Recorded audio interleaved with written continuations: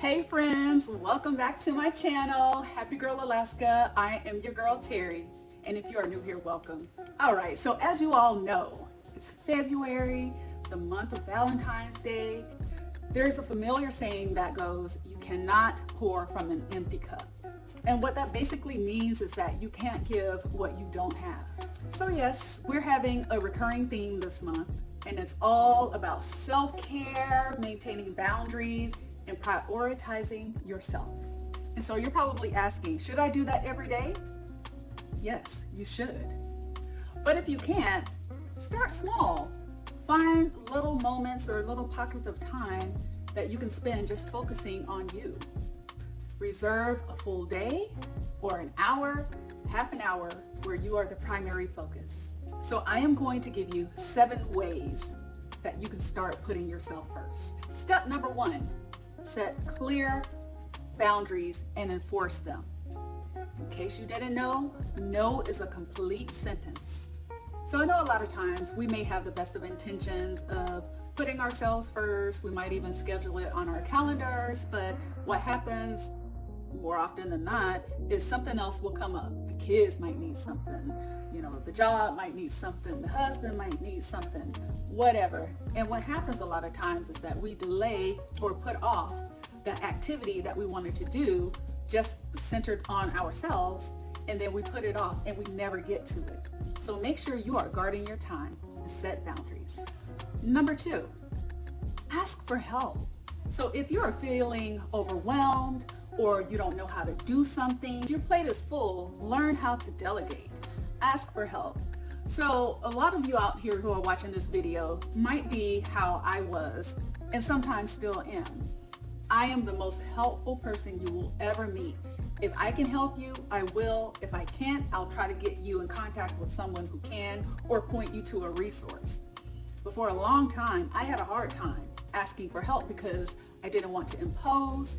I didn't want to come across like I didn't know something that maybe I felt like I already should. And a lot of that stuff is just ego, y'all. It's just ego. So put it to the side. When somebody comes to you for help, do you criticize them? You probably don't. I mean, not if you're a helpful person. So don't be afraid to ask for help. Number 3, reserve time to rest and unwind. So something that I do sometimes, I don't do it all the time, but I might take like a power nap during the day. So let's say if I've had a day that is just blocked with meetings back to back, if I have like a little 30-minute, or it's really nice if you get an hour in between, but if I have like 30 minutes to an hour, what I'll do is I will set my timer for 20 minutes and I will just go lay down. I'll just go lay down, and I don't necessarily have to be sleepy, but what I find is that it helps me to relax.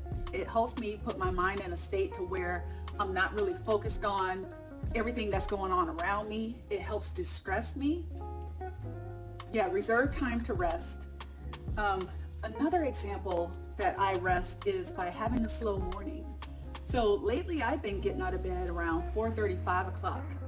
And I don't know why my body is waking up that early, but I'm loving that.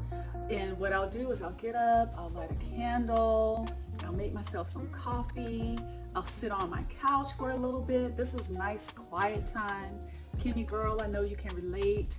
You just sit back and relax and don't immediately jump out of bed and hit the showers and get dressed and head off to work or log on or whatever it is, get into the activities of the day.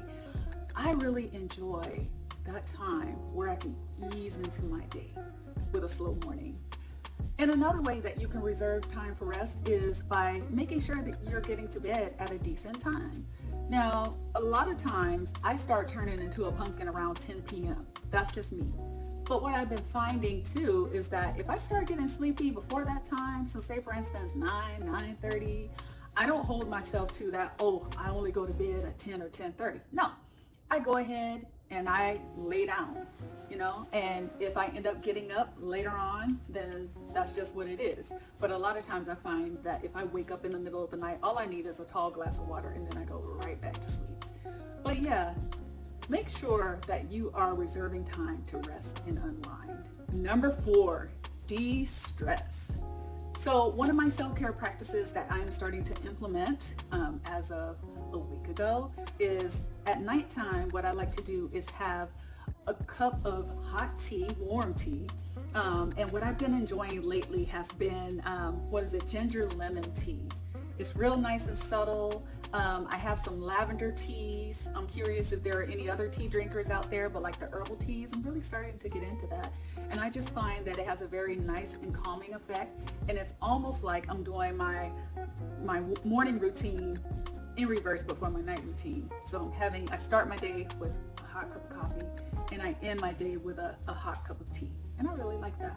Another way you can distress is by going for a walk. So I remember when I was working for a company back in Alaska, a telecom company, man, the work environment was fast and furious. Every day was a deadline.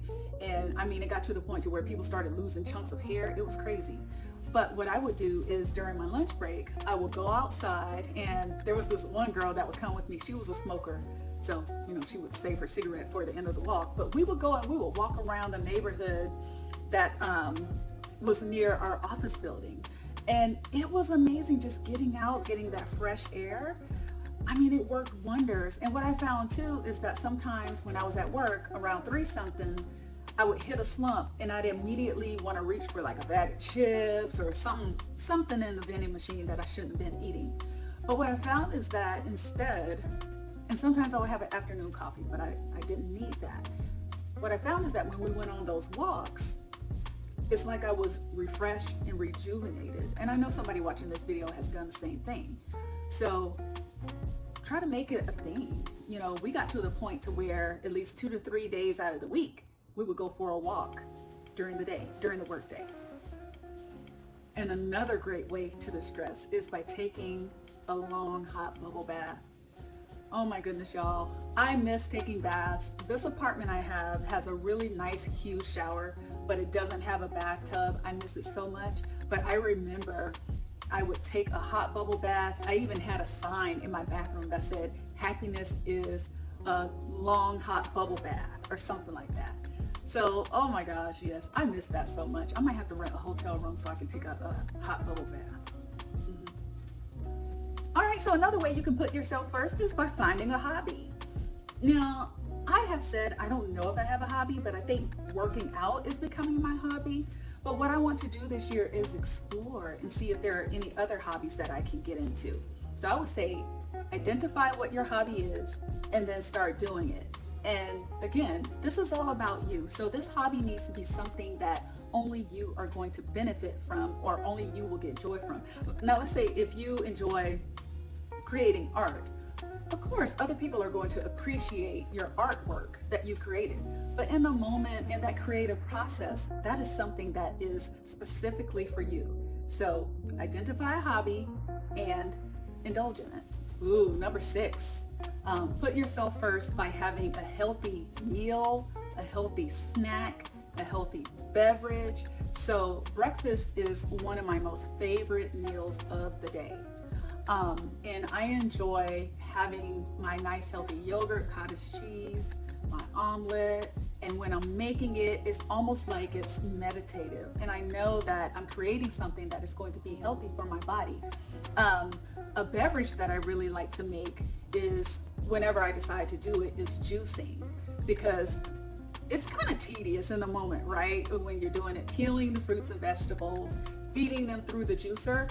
But when you're all done and you're drinking that juice that you created yourself for yourself, well, sometimes I'll share it with Kasia, but I know that is something healthy that I'm doing for myself and I love it. And you know what? I'm due for a fresh juice. I have my juicer in the kitchen and I like to blend up cucumbers, apples, and celery. And I might throw a lemon in there every now and again, but I noticed that my skin just glows. I haven't made a juice in a long time, so I'm gonna have to do that. Ooh, and another way, number 7, to put yourself first is reserve time in the day to get in some form of movement. I don't want to say exercise because I know for some people that's triggering, but some form of movement, whether it's dancing, whether again going for a walk, if you're into skating, some people love to run.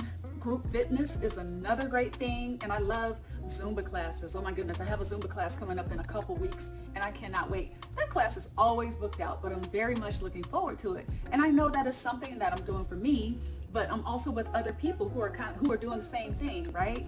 Oh, this is so much fun. And then pickleball is something that I want to try. And I laughed when I first heard the name, but I think I want to try it. It's really popular, and it seems like it's really popular amongst like middle-aged people. So I think that's going to be fun. All right, you all, that's all I have for you today. Those are the 7 ways or 7 suggestions that I have for you to start putting yourself first. Self-care is not selfish. And even if it is, so what? You deserve it. You take care of everybody else. You got to take care of yourself. Why? So that you don't show up as a martyr and you show up as your best self. All right, I hope this video was helpful. If it was, please give it a thumbs up, comment, subscribe, share the channel, and I will see you in the next one. Take care. Bye.